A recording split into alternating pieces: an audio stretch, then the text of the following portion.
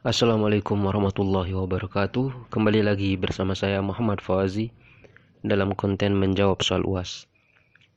Di video kali ini saya akan membahas mengenai had kifayah dari fakir miskin atau ketentuan orang yang akan menerima zakat.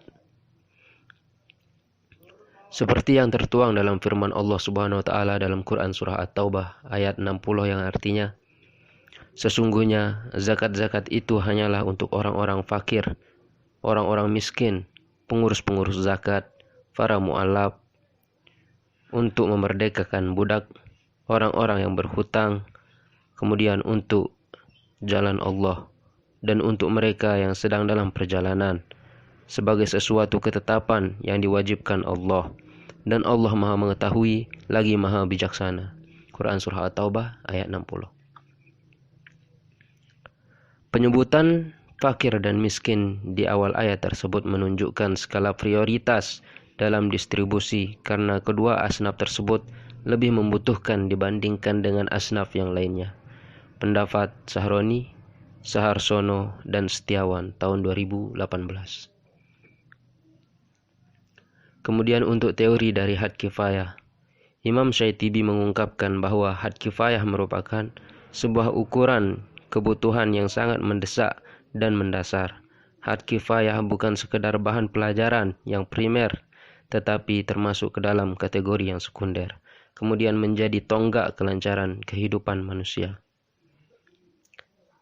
Sebagaimana pengertian tersebut, maka had kifayah merupakan batas kecukupan atau standar dasar kebutuhan seseorang atau keluarga ditambah dengan kecukupan tanggungan yang ada sebagai upaya menetapkan kelayakan penerima zakat mustahik fakir miskin sesuai kondisi wilayah dan sosioekonomi setempat.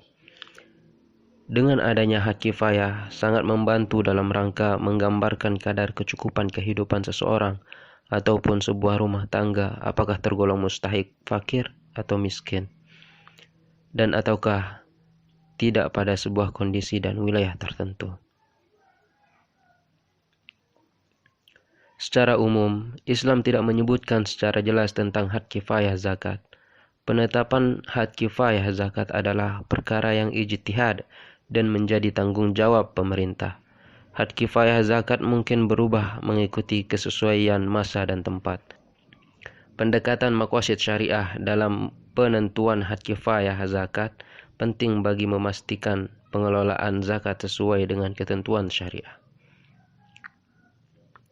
Metode perhitungan had kifayah mengacu pada kajian had kifayah yang dikeluarkan oleh Puskas Basnas yang terdiri dari 7 dimensi, yaitu makanan, pakaian, tempat tinggal, fasilitas rumah tangga, ibadah, pendidikan, kesehatan, dan transportasi.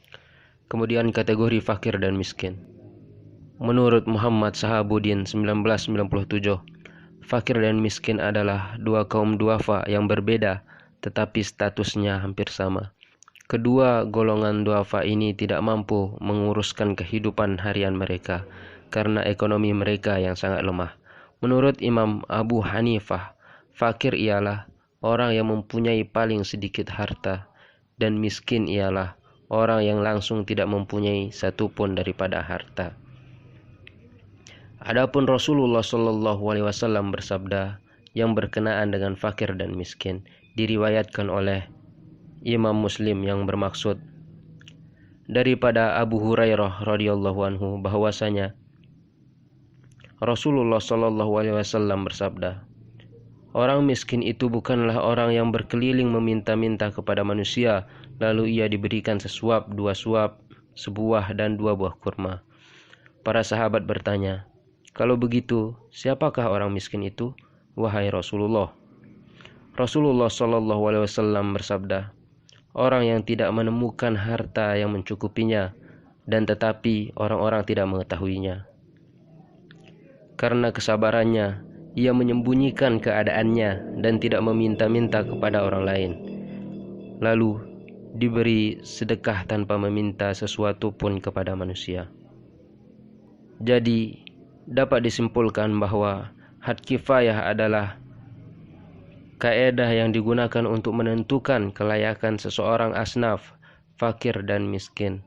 Pelaksanaan kaedah had kifayah ini lebih menepati kehendak syarak dan mengambil kira keperluan individu berdasarkan maslahah dan maqasid syariah.